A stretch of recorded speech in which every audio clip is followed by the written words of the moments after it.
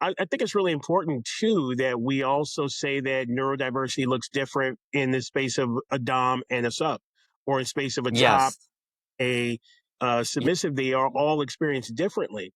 And one of the things that's kind of unfair about kink in this way is that the safe space is supposed to be held by the dom for the sub, but what is the responsibility of the sub to hold a safe space for their Mm-hmm. dominant? We have Mm-hmm. to understand that we hold Mm-hmm. each other's Yes. Yeah. safe Yes. space. And so part of the thing when I was coming up is training. You trained a sub, but one of the things that you had to train them was how to take care of you, right? Mm-hmm. Especially when you're incapable of taking care of yourself, Mm-hmm. right? Mm-hmm. So many of us are scared to show that side of us, to show that vulnerable state that we're not perfect. Of course, I'm master guru, alpha male Orpheus. Why would I say that I am incapable or I am fallible? Because it Mm-hmm. destroys the fantasy.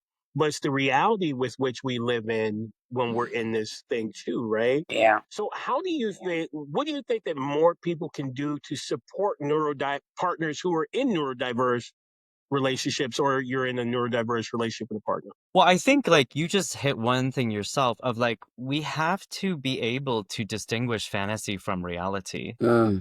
You know what I mean? And I think that sometimes, trauma's driving the wheel with kink when someone is wanting the fantasy to be reality. They don't want to see the dom as or a man or someone with a dominant group identity. They don't want to see them as someone with their own harm or survival or whatever. Like, you know, there is a way that our inner child, especially with childhood trauma, will take the wheel and really say, I don't want to do anything. I don't want to executively function because, by the way, they weren't parented often.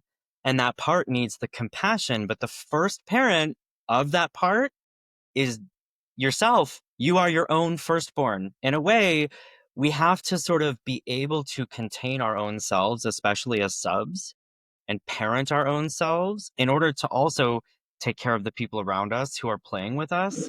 And we have to be able to clock out of that role. Like it's very complex. And I think a lot of people, it's not addictive, but there's such release in some of the sort of depths of kink, subspace, whatever it may be, that people really chase that.